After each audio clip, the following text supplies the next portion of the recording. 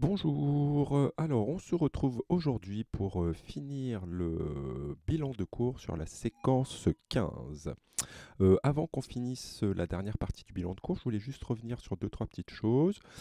Première chose sur l'exercice 52. Je me suis rendu compte qu'il y a quelque chose que je ne vous ai pas dit. Donc ça concernait l'énergie donc de combustion du propane 1-ol. Hein, je vous avais dit, là vous aviez l'équation de réaction. Je vous avais dit pour déterminer l'énergie de combustion, il fallait écrire l'équation de réaction sous cette forme en prenant un coefficient 1 devant le propane 1-ol pour retrouver l'énergie de combustion. En fait, on peut aussi s'en sortir en gardant cette équation, hein. On peut s'en sortir hein, en laissant un 2 devant le combustible. Sauf que là, dans ce cas-là, quand vous allez calculer l'énergie de réaction, en fait, ce qu'on va écrire ici, dans ce cas-là, ça sera 2 fois, hein, on écrira 2 fois l'énergie de combustion ou de réaction qui sera égale à tout ce qu'on, enfin, qui sera égale à l'énergie de liaison pour tous les réactifs et les produits, en gardant ici le coefficient 2, 9, 6 et 8. D'accord? La seule chose, c'est que vous écrirez que ce sera 2 fois l'énergie de combustion. Donc ici, pour retrouver l'énergie de combustion, vous rediviserez tout votre résultat par 2, hein, ce qui reviendra exactement à la même chose que ça. D'accord? Voilà, c'est tout ce que je voulais vous dire sur cet exercice, hein. On peut y arriver sans diviser par 2 les coefficients.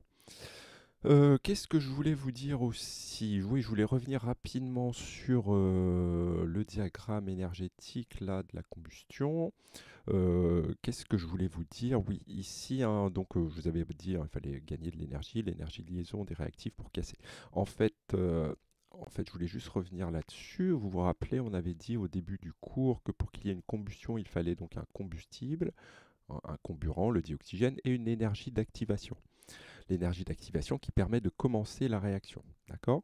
En fait, tout simplement, cette énergie-là, ce gain d'énergie qu'on amène au réactif, pour, donc dans ce modèle microscopique, casser toutes les liaisons, en fait, ce gain d'énergie correspond globalement un petit peu à l'énergie d'activation. D'accord? C'est l'énergie qu'il faut amener pour commencer la réaction. Dans le cadre des combustions, heureusement hein, qu'il y a cette énergie d'activation, hein, sinon en fait, un combustible brûlerait naturellement dans le dioxygène sans amener d'énergie, d'accord, sans une petite étincelle, ce qui serait dangereux, on va dire. Voilà, voilà donc hein, l'énergie d'activation, c'est globalement ce gain d'énergie. Je voulais aussi vous montrer autre chose de très intéressant. Bon, je n'ai pas envie d'y passer trop de temps. Euh, donc dans ce diagramme ici, on montrait donc l'énergie. Ici, vous aviez les réactifs. En fait, ce diagramme ici, hein, l'énergie, on peut représenter en fait ce qu'on appelle l'énergie chimique. En fait, ici, les réactifs, hein, ces molécules, ici le méthane et les deux molécules de dioxygène, on va dire qu'elles possèdent de l'énergie, ces molécules. Énergie qui est liée en fait au type de liaison qu'il y a à l'intérieur. Hein, on va dire que donc ces réactifs possèdent de l'énergie chimique. Okay. Qu'est-ce que vous pouvez voir, c'est que les produits qui se forment au cours de la réaction possèdent aussi de l'énergie, mais une énergie qui va être plus faible que l'énergie des réactifs. D'accord? L'énergie des produits, l'énergie chimique des produits est plus faible que l'énergie des réactifs. D'accord? C'est parce qu'il y a cette différence d'énergie que l'on va libérer de l'énergie. D'accord? Et en fait, il se trouve que c'est dans les systèmes, c'est très souvent comme ça en fait que l'on récupère de l'énergie. En fait, on ne produit pas de l'énergie. Très souvent, en fait, on passe d'un système qui possède une certaine énergie au même système qui possède moins d'énergie. Et en fait, nous, on récupère hein, cette différence d'énergie entre le système initial et le système à l'état final, on va dire. C'est très souvent comme ça. En fait, on peut faire une petite analogie avec ça, en fait, hein. Ici, vous avez un barrage hein, avec de l'eau, d'accord? Je ne suis pas sûr que ce soit un barrage hydroélectrique, mais c'est sûrement un barrage hydroélectrique. En fait, hein, dans ce barrage, si on considère le système comme étant l'eau, ici, en fait, l'eau, elle possède de l'énergie, hein. Qu'est-ce qu'elle possède comme énergie, hein? Vous le savez, vous avez de l'eau qui a une certaine altitude. En fait, l'eau, elle possède de l'énergie potentielle de pesanteur, EPP. D'accord? Donc quand vous avez de l'eau qui a une certaine altitude, elle possède une certaine valeur d'énergie potentielle de pesanteur. Et ici, quand on va ouvrir les vannes, eh bien l'eau va se mettre à couler et bien l'eau va perdre de l'énergie. D'accord? Elle va avoir ici en fait moins d'énergie potentielle de pesanteur. D'accord? Il va y avoir une différence d'énergie potentielle de pesanteur. Ok. Et donc nous, qu'est-ce qu'on fait? Ben, on récupère l'énergie, hein, qui est en fait la différence d'énergie entre l'énergie potentielle de pesanteur initiale et l'énergie potentielle finale. D'accord? Bon, vous savez, hein, très bien que si je perds de l'énergie potentielle de pesanteur, ici, en fait, cette énergie, elle est convertie en énergie cinétique. D'accord? L'eau se met à avoir une certaine vitesse. Et dans le cadre d'un barrage hydroélectrique, on convertit cette énergie cinétique en énergie électrique. Donc vous voyez, c'est un petit peu le même principe, hein. Le système passe d'un certain niveau d'énergie à un niveau d'énergie plus faible et on récupère l'énergie, la différence d'énergie. Et pour finir complètement ma parenthèse, si on voulait vraiment faire une analogie avec les combustions et l'énergie potentielle de pesanteur pour de l'eau par exemple, on pourrait imaginer une montagne ici avec là, hop, à cet endroit, ici un lac par exemple. On imagine un lac, d'accord, avec de l'eau qui est située à une certaine altitude. Et eh bien cette eau aussi, hein, elle pourrait s'écouler, mais là en fait elle ne peut pas, il y a une petite colline. Eh bien comment faire pour récupérer l'énergie potentielle de pesanteur? Eh bien tout simplement, là ici dans ce cas-là, je serais obligé d'amener de l'énergie à l'eau pour faire passer la montagne, puis ensuite l'eau s'écoulerait et perdrait de l'énergie potentielle de pesanteur. Vous voyez, dans ce cas-là, il faudrait amener de l'énergie euh, à l'eau pour qu'elle puisse ensuite s'écouler et donc perdre de l'énergie. C'est exactement ce qui se passe dans les combustions. D'accord? Il faut amener de l'énergie au réactif pour qu'ensuite il puisse libérer de l'énergie. Voilà pour cette petite analogie mécanique, on va dire. Ok, très bien. Donc, on va passer à la dernière partie du cours qui concerne donc combustion et enjeux de société, hein. Évidemment, je pense que vous le savez, il y a des petits soucis en fait avec les combustions. Voilà, donc on va parler rapidement. Il y aurait énormément de choses à dire. Je vais essayer d'être rapide. De toute façon, je ne suis pas là pour vous donner ce que je pense d'ailleurs, mais on va faire un petit panorama des problématiques liées aux combustions et voilà comment on va pouvoir faire pour s'en sortir. Alors, pour commencer, en fait, je vous présente ce petit diagramme. Alors, qu'est-ce que c'est que ce diagramme? C'est la répartition donc par type d'énergie ou par ressource d'énergie en fait. Répartition par type d'énergie de la consommation mondiale d'énergie primaire. Alors bon, on ne va pas rentrer dans le détail de l'énergie primaire. Enfin, bon, les ressources d'énergie en fait qu'on a sur la Terre et qui nous permettent d'obtenir de l'énergie, hein. Voilà, qu'est-ce que c'est que ce diagramme? Donc 2017, d'accord, donc il n'y a pas si longtemps. Donc ça vous représente quelles sont les ressources consommées, hein, dans le monde, dans tout le monde. Ok, donc regardons un petit peu les pourcentages. 31%, le plus grand pourcentage ici. Donc oil, donc c'est en anglais, hein, c'est du pétrole. Donc 30% de toutes les ressources d'énergie que l'on utilise dans le monde, c'est du pétrole. 26% ici, c'est coal, c'est du charbon. 22% ici, c'est du gaz, d'accord, gaz. Alors le gaz, c'est comme le pétrole, hein, ce sont des alcanes en fait ici, hein, des alcanes à l'état gazeux, hein, méthane, butane, propane. Ok. Le pétrole, sachez que c'est un mélange de plein de matières organiques, hein, d'alcanes et d'autres. Le charbon, c'est constitué de carbone, d'accord. Ok, donc gaz, pétrole, charbon, qui représente globalement, si on fait la somme, 79%, quasiment 80% des ressources énergétiques, des ressources énergétiques qu'on utilise dans le monde, hein, font partie ces trois ressources, hein, gaz, pétrole, charbon. Le reste, vous avez à peu près 6,5%, c'est l'énergie hydraulique. Alors c'est un petit peu ce que je vous ai montré juste avant avec le barrage, hein. On utilise ici la différence d'altitude en fait d'eau. 4,2%, c'est de l'énergie nucléaire. Énergie nucléaire, d'accord. Alors c'est pareil, l'énergie nucléaire, on récupère ici l'énergie au cours de réactions nucléaires. En fait, c'est le même principe que les combustions, hein, vous avez les réactifs dans les réactions nucléaires on possède moins d'énergie, hein, plus d'énergie pardon, que les produits de ces transformations nucléaires. Vous l'avez peut-être vu en enseignement scientifique. En fait, c'est lié à la masse des réactifs. Ici, vous avez la biomasse. Biomasse, alors c'est tout simplement les végétaux. Alors comprenez bien que vous allez voir, c'est un peu le même principe que pour le charbon, et le gaz et le pétrole. Donc là, ici, vous avez le biomasse. Géothermie, 0,9%. Donc on récupère l'énergie de la terre. 1,8%, on récupère l'énergie du vent. Et 0,7% énergie du soleil. Ok. Voilà, donc ce qui m'intéresse ici, moi, c'est ces 80%. Pourquoi c'est intéressant, ces 80%? Parce que tout simplement, qu'est-ce qu'on fait du charbon, du pétrole et du gaz, hein, globalement, hein, ces ressources qu'on capte dans la nature, qu'est-ce qu'on en fait? Eh bien, on les brûle, d'accord, hein. Le charbon, on l'utilise, on récupère l'énergie liée à sa combustion. Pour le pétrole, c'est pareil, et pour le gaz, c'est pareil, d'accord? Pour la biomasse, la plupart du temps, hein, cette biomasse, qu'est-ce qu'on fait? Ben, on la brûle aussi. Donc vous voyez que plus de 80% des ressources énergétiques qu'on utilise, eh bien, on les brûle, on leur fait réaliser des combustions, et on récupère l'énergie de ces combustions. D'accord? Donc comme quoi, hein, les combustions, sont des transformations qui nous permettent en majorité, hein, de récupérer, hein, cette énergie et on l'utilise dans la vie de tous les jours. D'accord? Plus de 80% de ces ressources sont brûlées. Ok, donc en fait, c'est ça qui m'intéresse. Quelles sont ces problématiques liées à ces combustions? Hein, j'imagine que vous le savez un petit peu. Donc, le gros problème, il y a deux gros problèmes par rapport à ces ressources énergétiques. Première chose, c'est que ces ressources, là, le charbon, le pétrole, le gaz, proviennent de ressources, donc sont des ressources qu'on appelle non renouvelables. D'accord? Ok, il y en a une certaine quantité sur la Terre, donc un jour, dans un plus ou moins longtemps, hein, il n'y en aura plus. D'accord? Donc forcément, ces ressources un jour viendront à manquer, donc c'est un problème. D'accord? Ce n'est pas durable, on va dire. Ok, alors la biomasse c'est un petit peu différent parce que cette biomasse on la brûle, mais elle est globalement renouvelable, hein, puisque ça repousse. D'accord.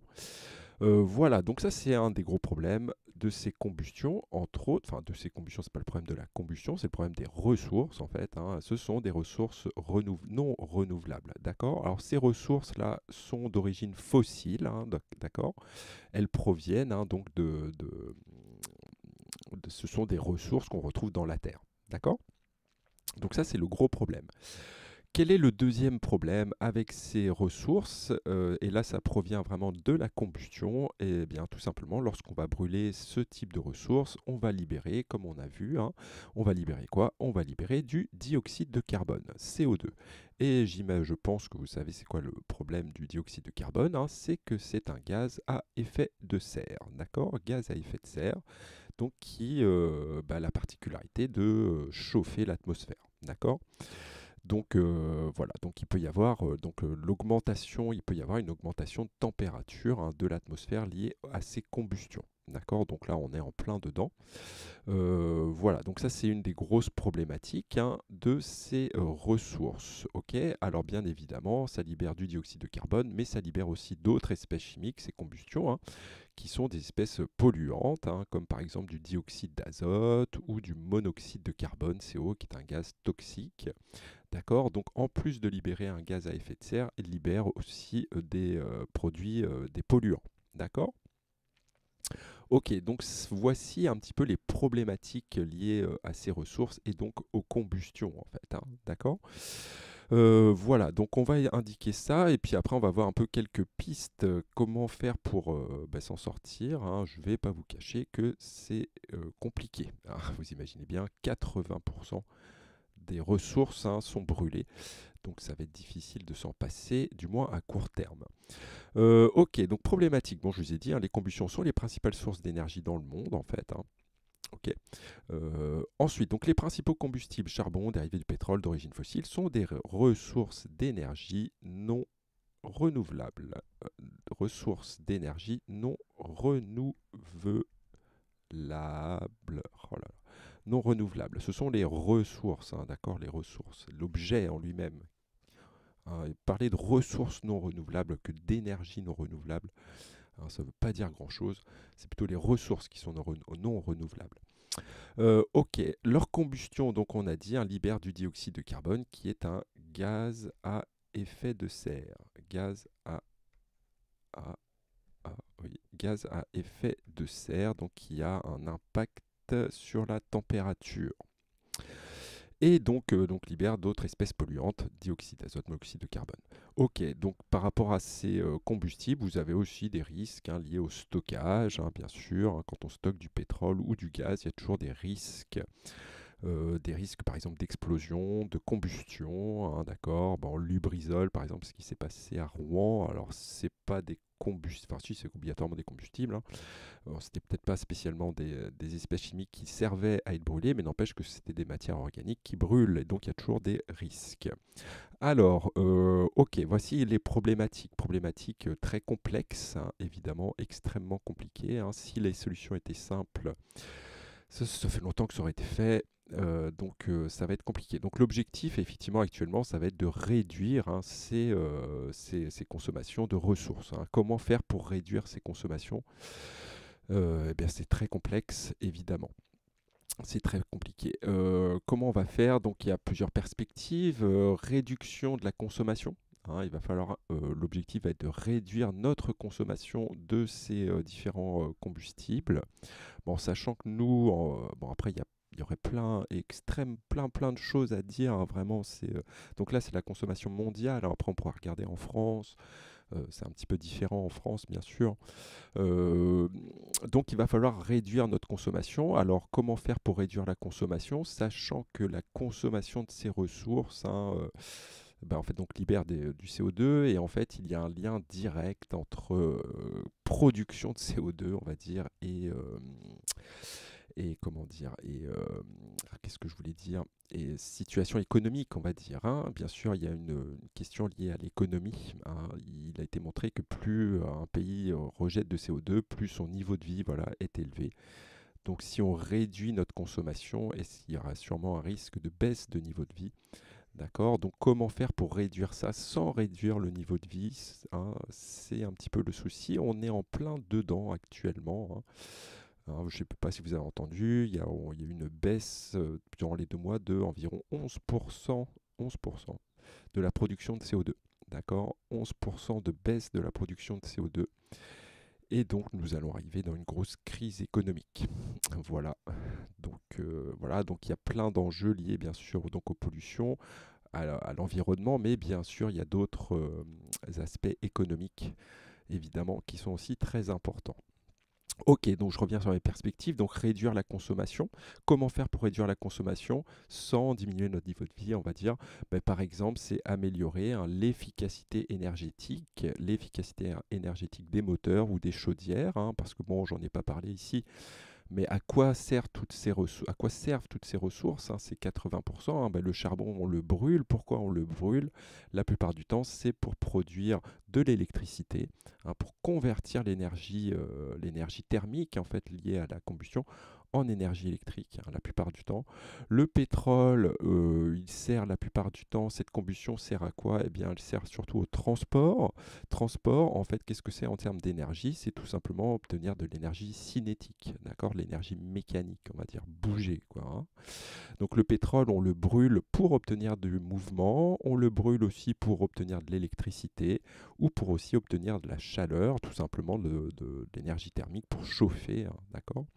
De même pour le gaz, hein, le gaz, on le brûle pour la plupart du temps récupérer de l'électricité, mais aussi pour récupérer de la chaleur, c'est-à-dire chauffer. D'accord? Donc voilà, donc toutes ces ressources, quand on brûle, en fait, l'énergie qui va être libérée, l'énergie thermique, elle est la plupart du temps convertie en une autre forme d'énergie. Je ne sais plus pourquoi je vous dis ça. Voilà, donc l'objectif, c'est d'améliorer l'efficacité énergétique, par exemple, d'un moteur, c'est-à-dire de faire en sorte que l'énergie libérée par les combustions donne plus d'énergie cinétique. D'accord? Donc diminuer la consommation en améliorant l'efficacité des moteurs, des chaudières, et ainsi de suite. D'accord? Donc ça, c'est une piste, hein, pour réduire la consommation. On peut aussi essayer, et donc ça fait partie des recherches, hein, utiliser d'autres combustibles que c'est le charbon, le pétrole ou le gaz, utiliser d'autres combustibles qui sont non carbonés, hein, parce que c'est ça le problème, c'est que ces combustibles possèdent du carbone, hein, à l'intérieur dans leurs molécules. Carbone qui, quand on le brûle, hein, ces atomes de carbone contenus dans les molécules vont former du CO2. D'accord? Donc l'objectif, ce serait par exemple d'utiliser des combustibles non carbonés, comme par exemple le dihydrogène, H2. Hein. Donc quand on va faire brûler du dihydrogène, on va former, on ne forme pas de dioxyde de carbone, on va former de l'eau, de la vapeur d'eau. Donc ça, c'est super. Bon, après, le problème est comment produire du dihydrogène. D'accord? Voilà, donc ça, il y a d'autres problématiques. Utilisation donc de combustibles non carbonés ou bien sûr issus de ressources renouvelables. D'accord? C'est le cas de la biomasse. Oh là là, renouvelable, renouvelable, de ressources renouvelables. Renouvelable. Ok. Donc par exemple, utiliser la biomasse, hein, c'est ce qu'on a vu dans le petit diagramme. Utiliser aussi des biocarburants, donc des carburants. Je ne sais pas si vous avez dit carburant. Un carburant, ça contient du carbone, d'accord. C'est un combustible qui contient du carbone. Donc utiliser la biomasse, utiliser des biocarburants, mais forcément utiliser les biocarburants comme par exemple de l'éthanol, hein. L'éthanol, donc un alcool qui est un biocarburant, hein. C'est un carburant, l'éthanol. On peut produire de l'éthanol grâce aux plantes, hein, par exemple de la betterave. Voilà, donc ça peut être très intéressant, hein, remplacer le pétrole par de la biomasse, par exemple, hein, ça serait intéressant. Le problème, c'est il y a d'autres soucis, hein, c'est que ça va utiliser des terres agricoles qui ne serviront pas à produire des aliments. D'accord. Donc voilà, donc il y a d'autres problématiques liées à ces autres combustibles. Voilà, donc il y a des perspectives, mais c'est compliqué. Voilà, c'est très compliqué et on est en plein dedans. Voilà, donc il y aurait plein de choses à dire, on aurait pu faire des débats, il y aurait eu plein de choses à faire. Voilà, je vous laisse avec ce petit diagramme, hein, d'accord, qui vous indique un petit peu le chemin, hein, la longueur du chemin, avant d'arriver à réduire cette part des ressources non renouvelables. Ok, donc j'ai fini ici cette séquence. Donc je vous ai mis les compétences et les connaissances de cette séquence que vous aviez à faire. Il y a une chose qu'on n'a pas faite. Bon, c'est pas très grave. On aurait pu faire une expérience, hein. Il existe bon, on aurait pu faire une expérience qui permettait d'estimer, hein, le pouvoir calorifique d'un combustible. Voilà, c'était une manip. On aurait pu faire brûler un combustible, chauffer de l'eau par exemple, regarder la température, quelle a été l'augmentation de température et avec des petites formules retrouver le pouvoir calorifique. Bon, on n'a pas fait de la manip, c'est pas très grave. Voilà, donc je vous laisserai lire les connaissances chez vous. Très bien, donc je vous donnerai encore un petit exercice en particulier sur la production de CO2. Vous allez voir, je vais vous demander un exercice qui va vous remobiliser un tableau d'avancement. Voilà, pour faire un petit rappel sur les tableaux d'avancement. Voilà, donc je vous souhaite une bonne journée.